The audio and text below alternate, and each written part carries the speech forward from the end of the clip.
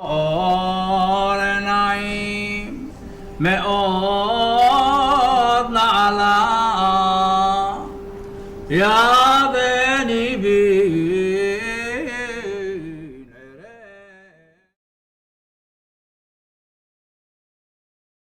judaísmo surgiu assim de uma simbiose da história com a cultura e com a religião. No ano 70 da Era Comum, quando os romanos expulsaram os judeus da Palestina, eles se espalharam por vários países da Europa, com maior concentração na Península Ibérica, mas foram também para a Holanda, Grécia, Turquia, até o Marrocos. Mais adiante, quando a Inquisição expulsou os judeus de Portugal e Espanha, e eles rumaram para a antiga Germânia, hoje Alemanha, se instalando lá, novas dificuldades, porque com o advento do nazismo, eles foram obrigados também a sair da Alemanha. Então foram se adaptando assim em cada país.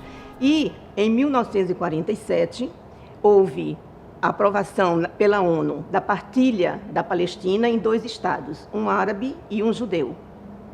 E em maio de 48 houve a declaração da independência do Estado de Israel. Eles passaram a ter caráter de uma nação em identidade de condições com as outras nações do mundo.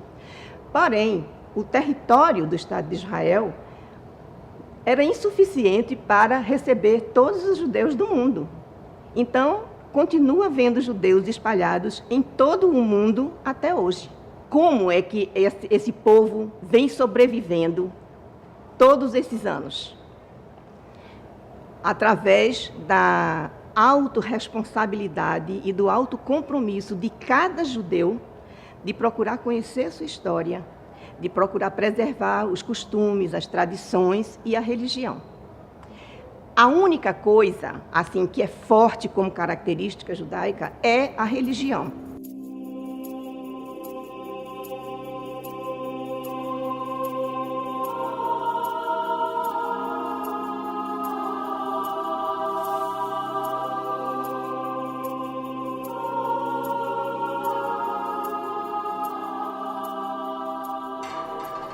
A gente pode dizer que o judaísmo começou com o monoteísmo. Né? Sabe-se que Deus propôs a Abraão, nos tempos bíblicos, a crença num Deus único, indivisível, sem características antropomórficas, num mundo em que predominava o politeísmo, o paganismo e a idolatria. Mas Abraão aceitou e depois Deus testou essa fé que ele disse que aceitou e, a partir daí, através de uma marca física, que foi a circuncisão, os homens passaram a ter um sinal desse pacto da aliança. Isso prosseguiu nos relatos bíblicos, por exemplo, quando Moisés foi convocado por Deus para subir ao Monte Sinai para receber o Decálogo, ou seja, a regulamentação das leis para a prática do monoteísmo iniciado com Abraão. As leis contidas na Torá, o Pentateuco, os 5 livros escritos por Moisés, elas orientavam o povo no sentido de praticar, de acreditar num Deus único, praticar a solidariedade, a caridade com justiça, amar ao próximo como a si mesmo, guardar o dia de sábado, o dia do descanso semanal, e obedecer a esses preceitos passou a constituir a filosofia de vida do povo judeu. O amar ao próximo como a si mesmo é talvez uma forma sintética de definir o judaísmo. Até fala que um filósofo judeu, Hillel, ele definiu o judaísmo como sendo: ama o próximo como a ti mesmo. E aí o resto é detalhe.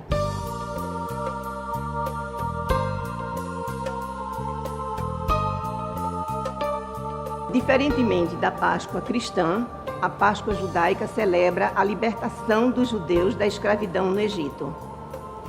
Então, a partir dessa libertação dos judeus da escravidão do Egito, formou-se um povo judeu livre. Eles saíram como um todo, como um povo.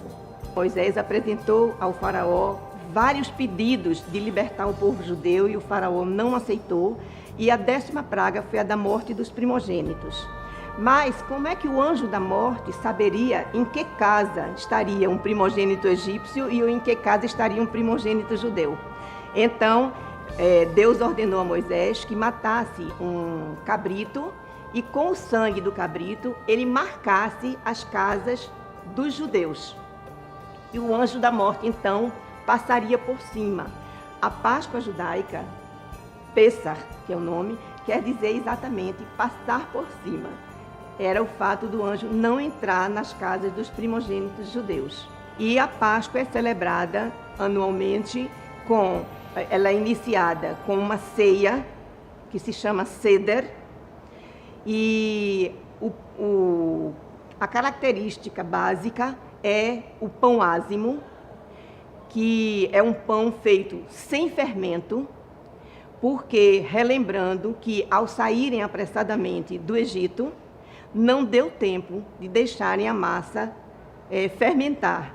E então secaram a massa ao sol e ficou como uma bolacha, ela não tem fermento. E também são proibidos todos os outros alimentos que contenham fermento.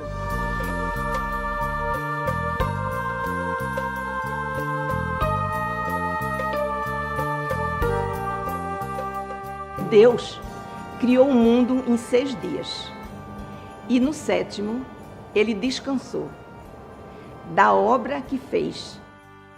A importância do sábado talvez seja a coisa mais importante do judaísmo.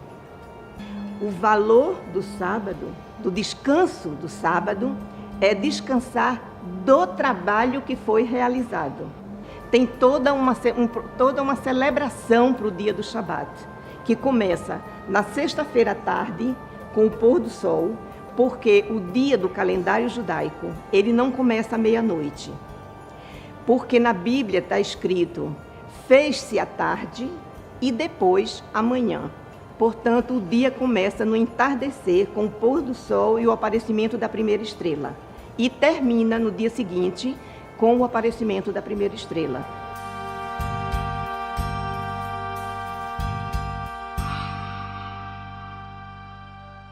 Os atos litúrgicos sempre obedecem aos mesmos preceitos, nas sinagogas as mais simples, as mais suntuosas, certo? Qualquer judeu que sabe a respeito de judaísmo pode oficiar um ato litúrgico. Só que para o ato litúrgico ter valor litúrgico, é preciso que haja no mínimo 10 homens adultos, a partir de 13 anos, que constituem um quórum chamado minyan. O rabino é considerado um mestre. Ele não é o interlocutor do homem com Deus. O homem pode se dirigir a Deus diretamente. O rabino serve para orientar, ensinar, ajudar as pessoas a seguir o judaísmo, porém, ele não tem a função como nas outras religiões do pastor ou do padre. E também não há essa hierarquia bispo, arcebispo, não existe. Então, o rabino é o orientador. Os rabinos se consideram alunos sábios. Por quê? Porque consideram que sempre tem o que aprender. Nas sinagogas ortodoxas, homens sentam separados das mulheres, ou por um biombo ou uma cortina grossa, ou por um pavimento. Nesse caso aqui, nessa sinagoga, o primeiro pavimento era das mulheres, pertencia às mulheres, e esse pavimento térreo aos homens. Nas sinagogas conservadoras, existem cadeiras dispostas e um corredor entre as cadeiras. De um lado sentam homens, do outro lado mulheres, mas não tem nada assim material separando. E nos grupos liberais e reformistas, homens e mulheres se sentam juntos. Esse ambiente, que é o ambiente de uma sinagoga, que hoje não funciona como sinagoga, só eventualmente, ele contém o Aron HaKodesh, a Arca Sagrada, onde são guardados os rolos da Torá. Nas sinagogas de origem sefardita, a Bimá, o local onde é lida a Torá, fica distante, como no caso dessa que nós estamos. Nas sinagogas de origem ashkenazita, que se refere aos judeus oriundos do centro-leste europeu, a Bimá fica mais próxima ao Aron HaKodesh e ainda existe mais uma peça que se chama Omed, é uma espécie de púlpito aonde a pessoa, o condutor do ato litúrgico se posiciona, né? Ou o Hazan, que é o cantor litúrgico. A Torá está aí exposta, ela tem que ser perfeita para que seja usada, seja permitido o seu uso, porque as condições em que ela se encontra não permitem o seu uso para os atos litúrgicos. Se ela tiver qualquer arranhão, qualquer rasgo, qualquer borrão, ela é considerada imprestável. Então, essa que está aí exposta, para a pessoa ter conhecimento do que é uma Torá, ela serve, mas ela não serve para o serviço litúrgico.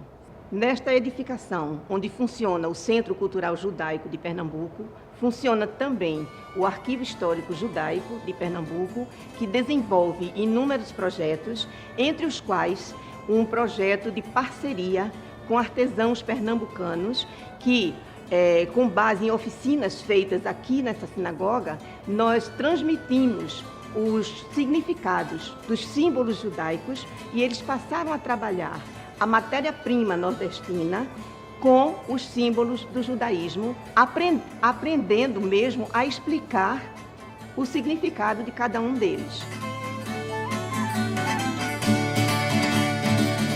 Há pessoas que se interessam em conhecer o judaísmo, simplesmente conhecer.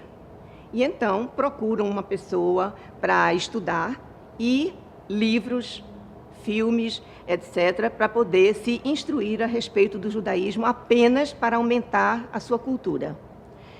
Existem outras que, por interesses pessoais, digamos, um rapaz começa a namorar uma moça, ele judeu ou ela judia, e o par decide se converter ao judaísmo porque será melhor para a formação da família, porque será melhor para a educação dos filhos, etc.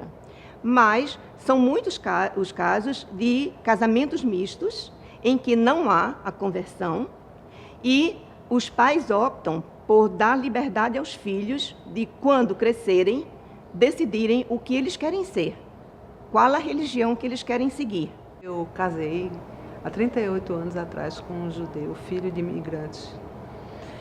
E não me converti no ato do casamento, nós casamos só no civil, apenas acordamos que os filhos homens, eles seriam circuncidados dentro dos preceitos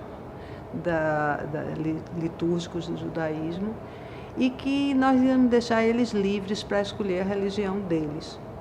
Eles hoje são muito orgulhosos de serem judeus. Por isso eu me sinto assim plenamente realizada e feliz hoje em dia por ter ingressado dentro do povo. Porque a minha grande dificuldade também na conversão é o fato de que não é simplesmente você aceitar uma fé, mudar de fé, tá entendendo?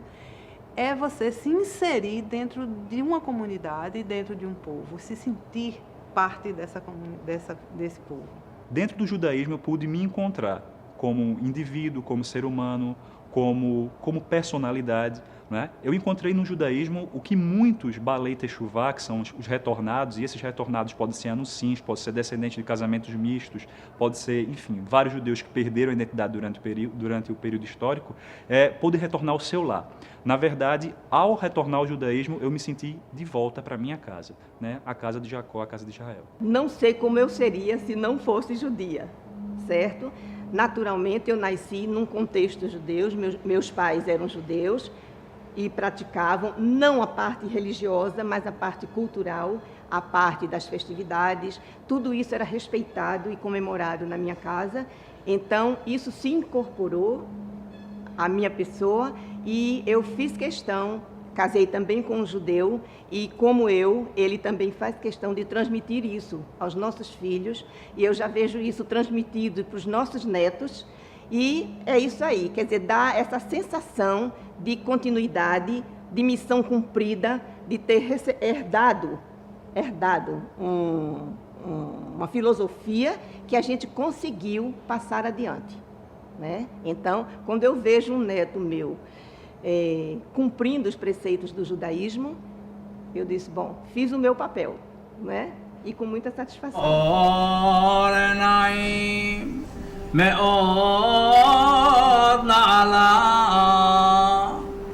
Ya beni